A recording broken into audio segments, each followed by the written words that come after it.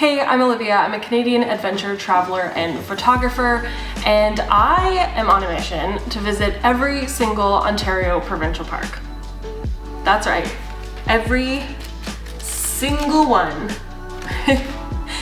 4 years ago, I put out a video of my top 10 favorite Ontario parks, having only really visited 51 of them. But now I visited 76 provincial parks, and that top 10 list, it's changed.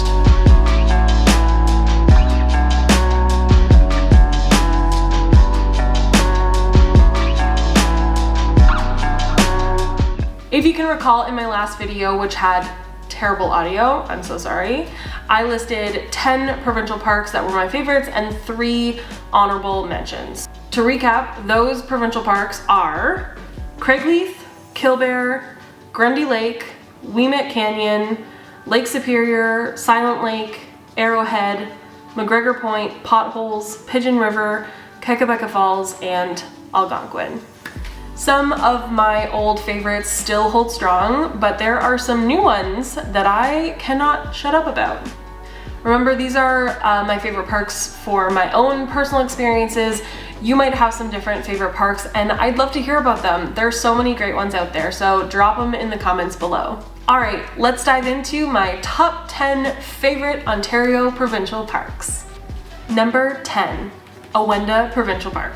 Awenda was actually my very first provincial park I ever visited back when I was like 8. I camped with family members there and I loved it, but I hadn't really been back since. And recently I've brought couples to shoot their engagement sessions there, and I love it. There's so many beautiful little spots in Awenda. It's a huge park. There's lots of gorgeous fall colors. In the summer, the beaches can be really nice. They're sandy, but they have these like fun boulders you can jump off of. It's honestly a really good year-round park. So now it's on my top 10 list. Number 9, Wemmet Canyon Provincial Park. Wemmet Canyon Provincial Park returns to my top 10 list because it's just a unique park. There's this massive gorge, like a scar in the earth, and it feels like you are on the edge of the world. And you look down, and down in the bottom of the canyon, there's these like subarctic plants that you wouldn't find anywhere in this climate. It's the coolest thing. It's a very quick stop, a very quick hike, but it is well worth it, and that's why it's on my top 10 list. Number 8, McGregor Point Provincial Park. Another returning park to my top 10 list is McGregor Point, and while I didn't enjoy the park when I first visited, it was a January thaw situation, I have been back several times since.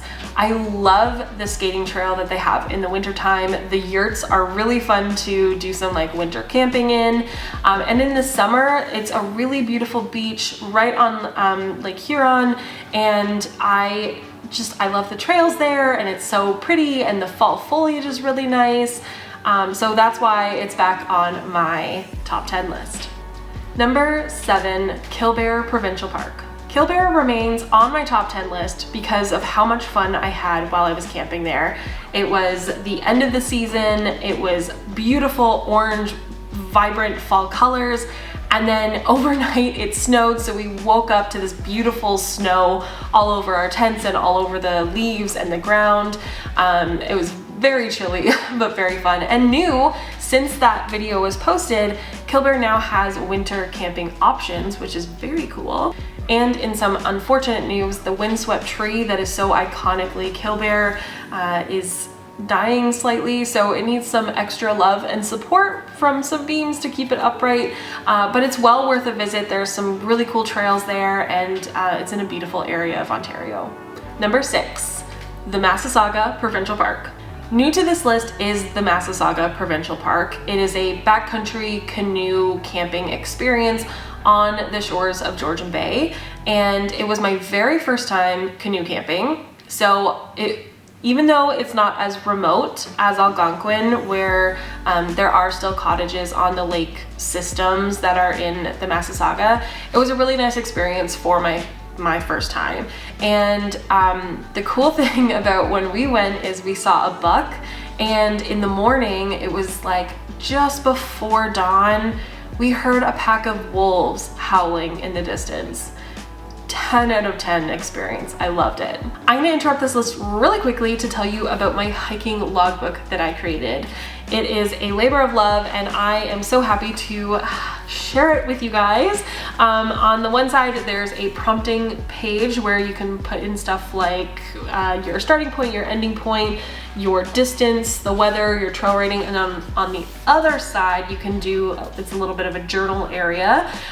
It's really helpful if you're doing something like the Bruce Trail end to end, and you can keep track of all the hikes that you've been on throughout the year or years, depending on how many hikes you get. If you want to learn more about the book, you can find it in the description below. And if you do buy a book, thank you so much. It's one of the small ways that you can support me and my channel and my blog, and I love you. Thanks. Okay, back to the list. Number 5, Silent Lake Provincial Park. I had been to Silent Lake Provincial Park in the winter only, and even from that experience, it was on my top 10 list.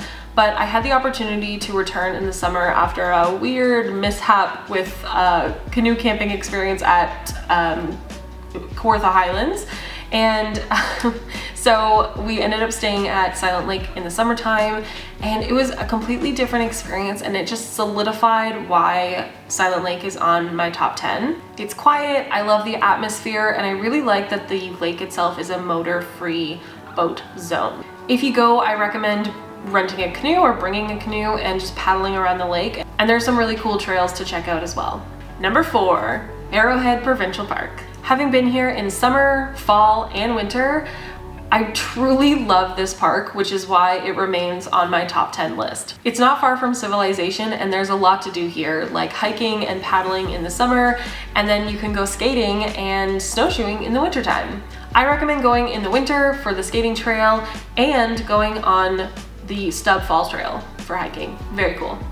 Number 3, Algonquin Provincial Park. Algonquin moved from my honorable mentions in my last video to my top 3 provincial parks because of how much I've been able to explore it since I made that last video.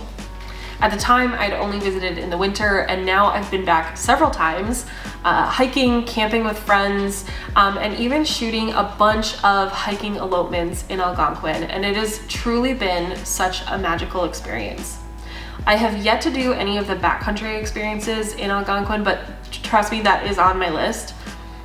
But I absolutely love this park. It is wilderness encapsulated in Ontario. One of the highlights for me was going up to the northern part of Algonquin and visiting Barron Canyon. Stunning. I didn't even know stuff like that was in Ontario. I also highly recommend the Track and Tower Trail. It's one of my favorites in the park, and it has some beautiful, beautiful views. Number 2, Killarney Provincial Park. What can I say about Killarney Provincial Park? It is stunning. I got so many comments from people in my last video saying like, you have to go to Killarney, and I'm so glad I did. It is brilliant. Definitely making this list of top 10 favorite parks in Ontario. The reason why it's number 2, I'll get to in a second, but while I was there, I finally got to hike the Crack. One of my favorite hikes I've ever done in Ontario. It's beautiful, and the view of the La Cloche Mountains, just chef's kiss. But the reason it's number 2 is because it has been impossible to get back. I have had such trouble trying to book a campsite at Killarney. I've been trying since, I went in 2021. So I've been trying for 4 years to get back there, and I have not gotten a campsite.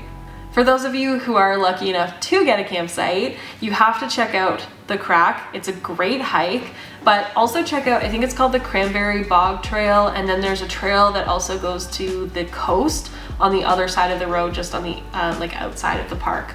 Must-dos when you go to Killarney. Before I tell you my top number 1 favorite Ontario provincial park, I have to say there are a number of parks I have yet to explore, especially in Northern Ontario. And there are 2 new parks, bringing the total of visitable parks up to like 119 or something like that. So here are 3 parks that I'm itching to explore. I think it's pronounced Quetico. It's in Northern Ontario, outside of Thunder Bay, in another time zone, so it's so far to get to. but it has been on my list forever. It's a dark sky preserve and it's like a paddler's dream, so please manifest going to Quetico for me. Another park I'm really wanting to explore is Tidewater, which is actually up near Moosonee on the shores of James Bay. I'd love to check out the ecosystem out there and even try to spot some belugas. The next one I'm itching to explore again is Frontenac. I have visited Frontenac before, but only for a couple of day hikes, and I'm really wanting to explore the backcountry side of things. A lot of people really enjoy the backcountry hiking and backcountry canoeing and camping that they have at Frontenac Provincial Park. Okay, my number one top favorite Ontario provincial park is Lake Superior. After spending a week solo camping here in 2021, Lake Superior Provincial Park has quickly become my favorite park in all of Ontario. The camping at Agawa Bay was amazing. The hiking is superior, pun intended, and the views are just magical. I'd love to go back and stay at the other campsite and even hike the coastal trail from start to finish. I think that would be an amazing experience. If you go, I highly recommend the Nokomis Trail that hikes up overlooking Old Woman Bay and staying at the Agawa campground because the sunsets there are just brilliant. So there you have it, my updated list of top 10 provincial parks after visiting 76 and counting. Was your favorite on this list? If so, let me know in the comments below. And please check out the hiking logbook. I think it's a really cool thing and I'm happy to share it with you. You can actually see a full breakdown of every single provincial park I've ever visited in the blog post that I wrote below. It's like 7,800 words as of today. I spent a long time putting it together and I'm really excited to finally share it with you. Thanks for sticking around to the end. Until next time.